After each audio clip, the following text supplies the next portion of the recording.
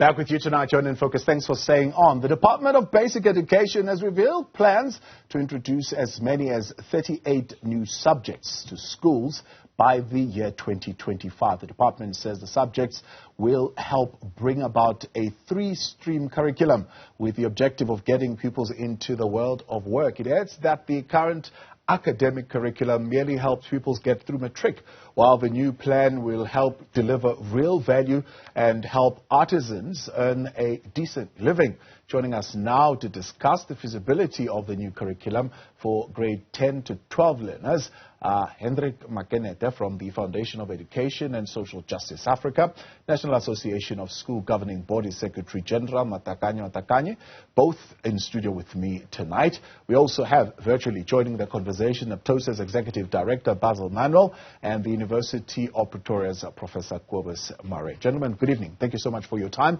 and for joining us tonight here on In Focus. And those joining us virtually online as well, good to have you with us tonight on In Focus. So the premise of the conversation starts, of course, by saying that we have been paying a lot of attention to the academic stream of our system, more than we have been paying attention to the two other streams, the occupational and the vocational one. And if we are to look at the needs of the labor market and in ensuring that we are competitive in that space, we would need to an extent to address that particular aspect of the streams that have not been addressed. But others saying that we could possibly have vocational and occupational programs in place, but they might still fail to meet the labor market needs because they would not maybe adequately prepare learners for jobs, or maybe they might be too separated from the fast-changing world of modern economics. Prof, let's start there. I mean, is the proposal that has been put forward able to address those two critical questions? Oh, sure. Without doubt, if one looks at what has been offered, let's for instance take a subject such as robotics, coding. These are pivotal, vital skills in the year 2022 and further on. So, in theory, what is going on, what has been released, what has been shared with us, the new 3 streams, learners will be channeled into. I'm just not so sure how they will be channeled, but we can talk about that. So, in theory, in principle, I strongly, fully endorse these exciting new developments. And I think let's take everything step by step. Let me listen to my other colleagues as well, because I have a number of concerns that I'll gladly raise. And can I just put my cards on the table? I'm not here to criticize anybody. I think we're all concerned about what's happening. I think we're all aware of what's going on in the world. Yeah. 2 things before I interrupt myself. Employability is the name of the game globally, not only finding employment. Far too often I still hear the following term: let's help people find work. That's not the name of the game. Help people to become employable. And that word should undercut everything that is currently happening. So let me stop there for the time. Much appreciated, Prof. Hendrick, let's bring you in here. Does the proposed change help us to provide the right mix of skills for the labor market? Yes, definitely. The proposed subjects will certainly go a long way to bring about the change that was needed all along. You'll recall that this year in January we attended the Lekotla, the Basic Education Lekotla, where delegates agreed on the need to modernize our education system. And I think that we must applaud Basic Education Minister in this case for taking the time, along with her Deputy Minister, to ensure that these subjects are brought to the learners. We all know that not every learner will be able to be academic. So I think that the fact that we have started means that at least there is the political will to really transform our education system in such a way that it can also be linked to the skills. We know that structural unemployment is a serious problem. Yeah. whereby even learners who leave grade 12, they don't really have any skill that they can take with them into the job market, and that actually exacerbates the problem of unemployment. And I think in this case, perhaps what we can say at this stage is that whether they will work properly or not, it's something that will be an ongoing challenge. We'll have to find ways and means. Prof has already spoken about robotics as well as coding, and I think as we speak now, there are different people who are involved in developing the curriculum for coding so that it can be rolled out. I think as activists in the terrain would really appreciate if such programs can be rolled out throughout our schools, particularly those township schools as well as rural areas, not only private schools. Basil, how did we get to the 38, the 26 occupational and the 12 vocational? First of all, Thabo, it's been a long time that organizations like my own have been complaining about the overly heavy academic nature of our curriculum. And of course, we've had to do something to ensure that children have better life chances, even the child who's not academically orientated. And then remember, there are also those children who, although they're not academic, may even have learning difficulties. And this is where we make the distinction between occupational and vocational learning. And 38 is an arbitrary number because we've looked at subjects where we believe will be more skills-based. It's not only about preparing children for the world of work. I think that's an oversimplification. It is rather about improving life chances so that they can enter the world of work and compete. The child currently who's not academic and who has been forced through an academic system and probably even dropped out, they leave school with virtually nothing, and they simply just don't even have the first step on the ladder. However, these kids coming out of matric, we are not saying that they will now suddenly be the top welders and so on. That is not the purpose of schooling. It is to have given them an opportunity to have something more than what they would have had if they were in a purely academic stream. And this is why NAPTOSA has embraced this. And in fact, we are working hard to see that those 540 schools that are currently piloting some of these subjects are in fact giving us reports so that we can see what the problems are and we can begin addressing them. And I know some of them are long-term problems. And also to ensure that we highlight the success stories, because there certainly are success stories. But the bottom line is to say to the parent out there, your child can now have an equal chance with the academic child. And not simply be relegated to the possibility of a failure. Matakanye, is that the understanding of the parents, that this is going to equal the footing? Children who otherwise would not have had academic success would now have an equal chance of at least engaging in the economy? Thank you very much, Tao. Parents are allocating now that the minister has come to the realization that education is based on 4 things: knowledge, skill, values, and attitude. Now, all this time, it is historical that all these years in the past and present, we have been teaching children knowledge. And the minister want to really, like Makaneta has already said, applaud them.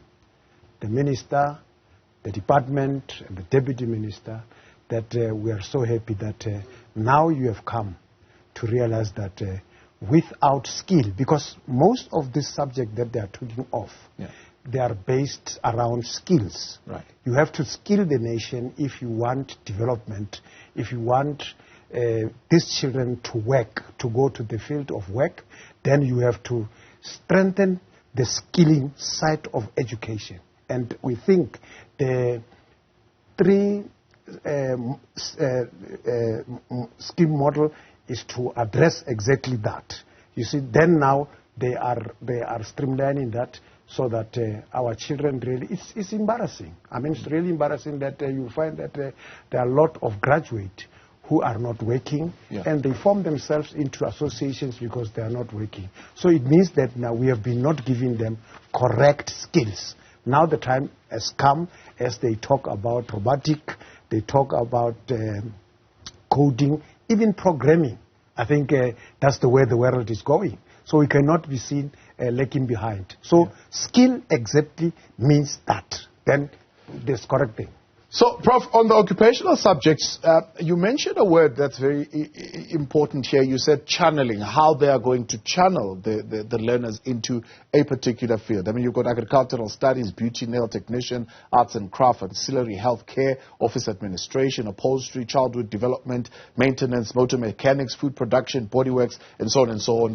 The list is quite long, so I won't go through all of it. But one of the things that is required here is, one, what the students want to study, but two, what employers need, and then three, what we can currently provide given the capacity constraints that we have in the country. Address for me those three pillars, maybe to start with, but starting with the channeling one. What students want to study? How are we going to address that, and does the choices that we have address that question?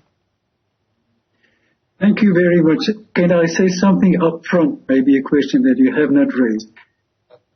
In my opinion, parental attitudes, society's attitude towards technical, vocational, occupational studies is woefully wide of the mark. And I'm going to repeat that, woefully and sadly. You know, it's about time those of us that have been advocating for decades, pleading with everybody to act as if we believe what we're saying.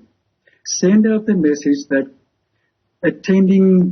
being channeled into the occupational stream or the vocational stream is not inferior to going to a university. Sir, that is one of the biggest problems, whether we want to know that or not. Oftentimes, people with loads of talents, practical acumen, etc., tell me straight to my face that I will complete a degree because my parents and my friends insist. I don't want to commit me fairly.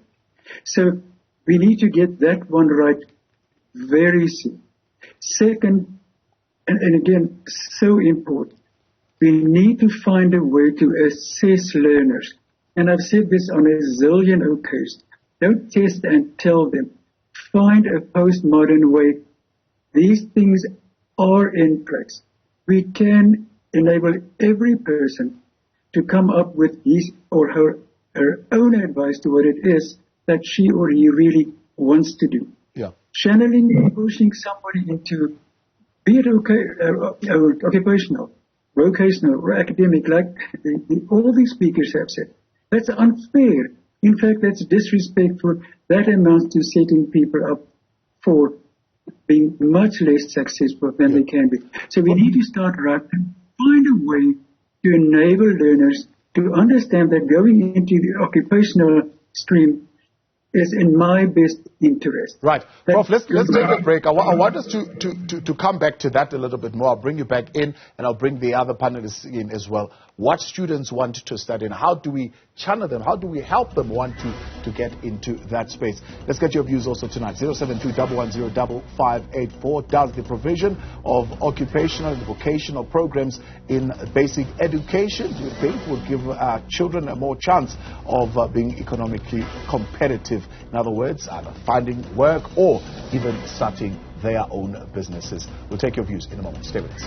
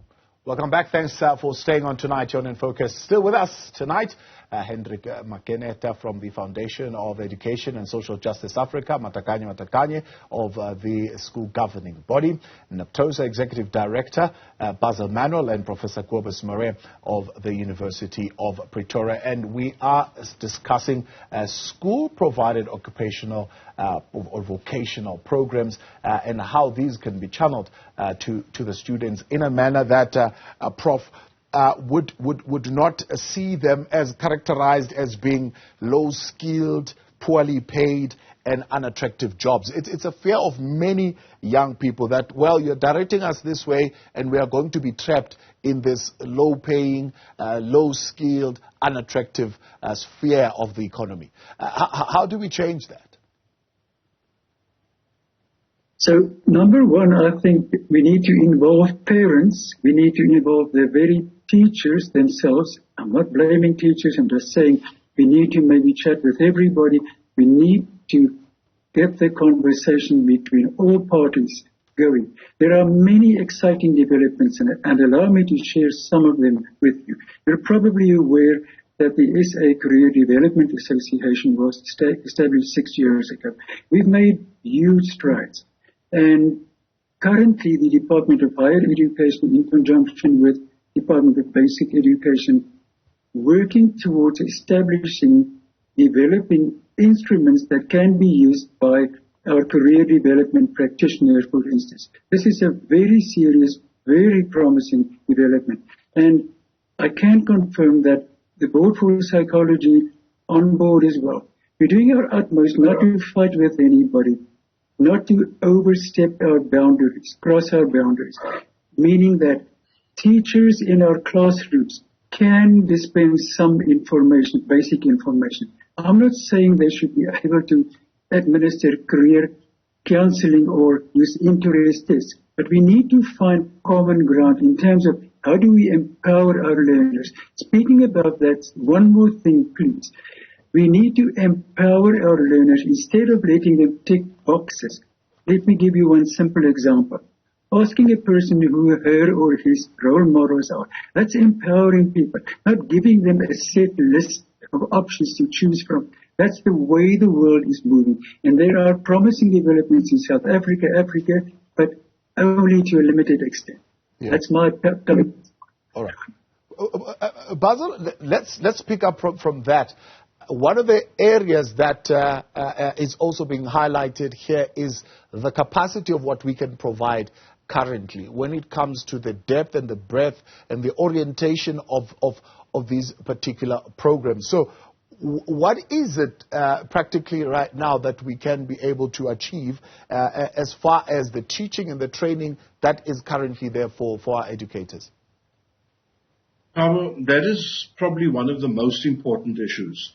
Remember that it's not just about saying, yeah, we have all these new subjects from grade 8 to 12, but more importantly, do we have the capacity to deliver them on two levels? The one is about resourcing and ensuring that our schools that are going to offer these various subjects are resourced.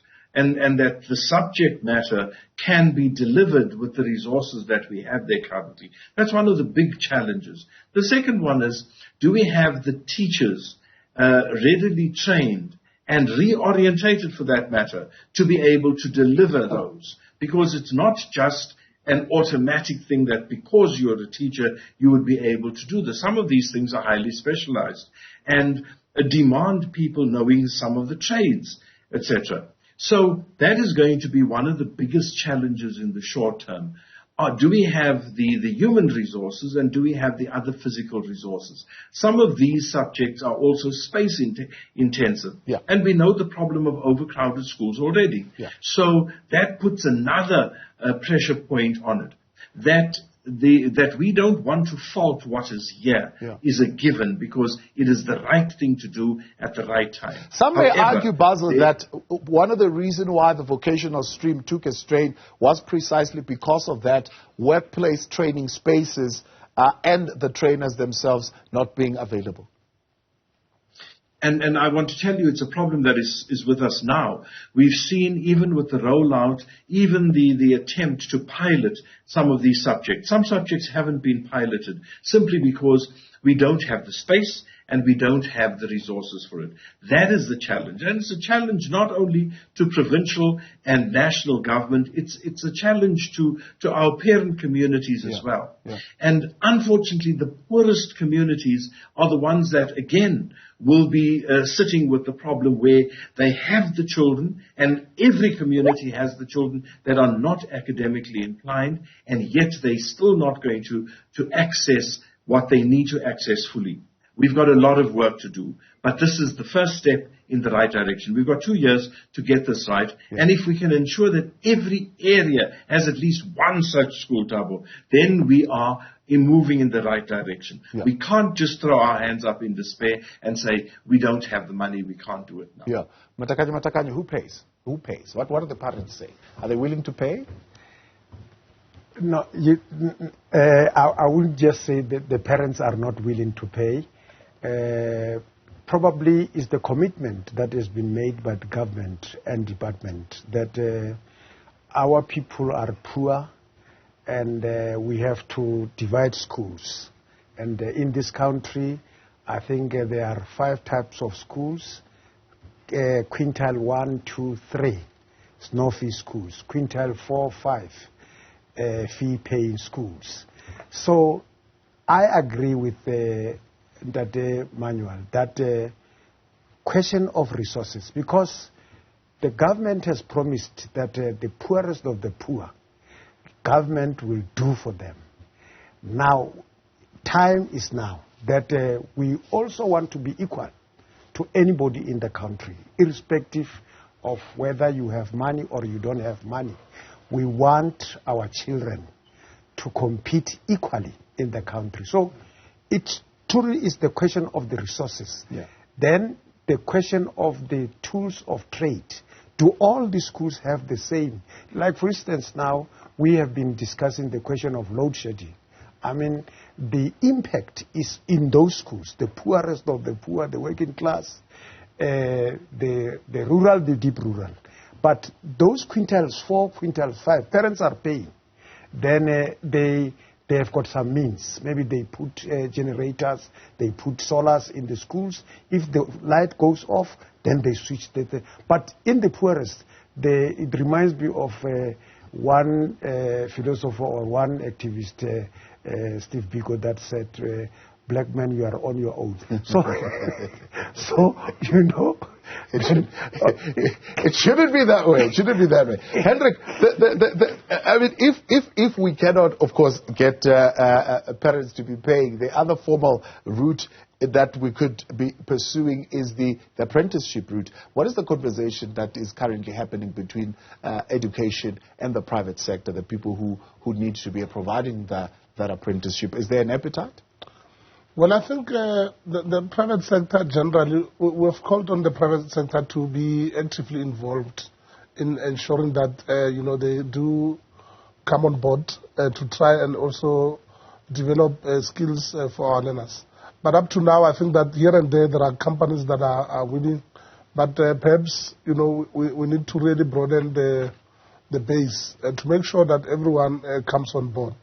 It's very important that we really channel our learners. But the other problem that Prof spoke about is the whole issue of parents. I think that sometimes parents also are the ones who sometimes delay the process. Because as a parent, I might want my child, or I may believe that my child has to be a doctor. You see, there's that challenge that we have in South Africa. But teachers are with the child on a daily basis. And teachers can see, in fact, they are the right people who can advise. How are you going to win that with parents? Who can advise? No, your child must go the vocational stream. They will fight with you. Are you saying my child has got no capacity? Thabo, look, I am a qualified mathematics teacher. I've taught learners before. You'll find that the child is not coping at all with mathematics, no matter how many times and how many efforts, extra classes that you can provide. And at times, we recommend that the child must just take the the mathematical literacy, and so we do meet challenges with parents. So I think maybe Mr. Matakanye can agree with the minister to say at some point we may need a summit where parents and teachers can sit down and we discuss this whole issue of ensuring that we develop our children as a collective. Right. Let's take a break. Yes. We'll come back in a moment and explore that a little bit more. Hendrick, Makaneta, staying on Matakanye, Basil, Manuel, as well as Prof. Maree still with us. And see some of your WhatsApp messages coming through. We'll read those in a moment. In Focus continues shortly. Welcome back. School-based vocational programs is the topic being highlighted tonight here on In Focus, following, of course, the announcement by the Department of Basic Education that they will be introducing 38 new subjects between now and 2025, which would look at bolstering the two other streams that have not been given attention, that have been taking strain, the vocational and the occupational streams. And we've been looking at some of the modeling of that and how it will work in practice. So before the break, Dr. Matakanye, Hendrick raising this issue that parents need to be brought in here. There needs to be maybe some kind of an indaba where we sit around the table and the parents are given this view that, collectively, let's work towards encouraging our kids in the areas of strength. Yeah, it's true. That we really have to have a campaign of changing the mindset of a society. It must just not parents, but society we must change the mindset of, because in the past, and as I said that, look, we concentrated on knowledge. Now, if you can't, maybe then cognitive development is not in line with that, then you are referred to as stupid or, and all those things. Now, then because you are referred to be as stupid, then you are referred to vocational or occupational. Then, because you are not clever, then you can't cope with the academic stream, then you are referred to that. So I think that mindset must be changed to say we cognitively developed differently. Yes. So you may find that now the child is developed well occupationally, and that we just have to support the child towards that. So parents must come to the party and know that now it is not everybody who has to go to university. There must those who are using hands. There are those who are using mouth.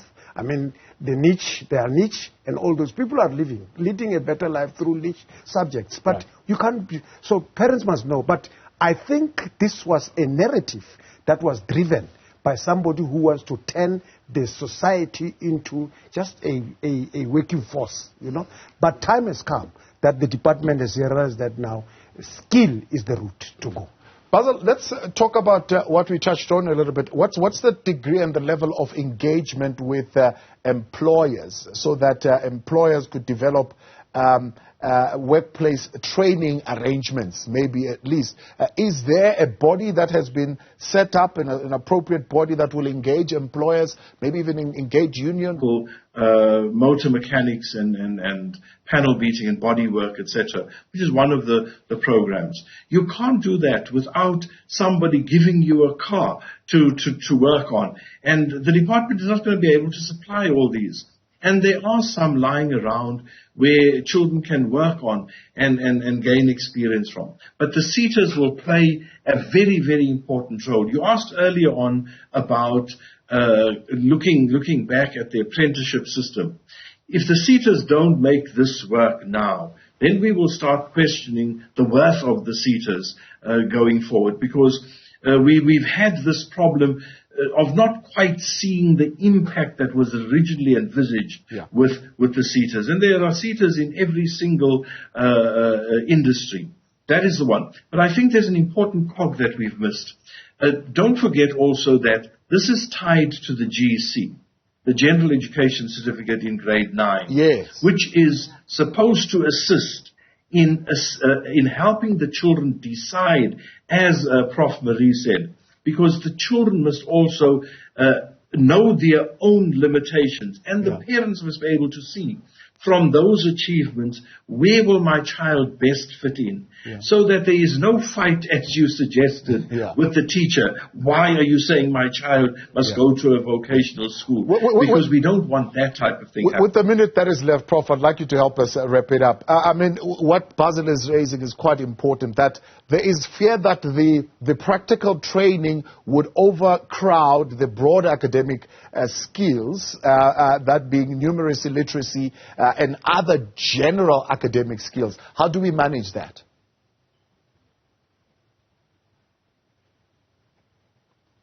I think we could have lost the professor there. Yeah, we think we've lost the professor there on that line. Let's look at what you're saying tonight on WhatsApp, 072-110-5584.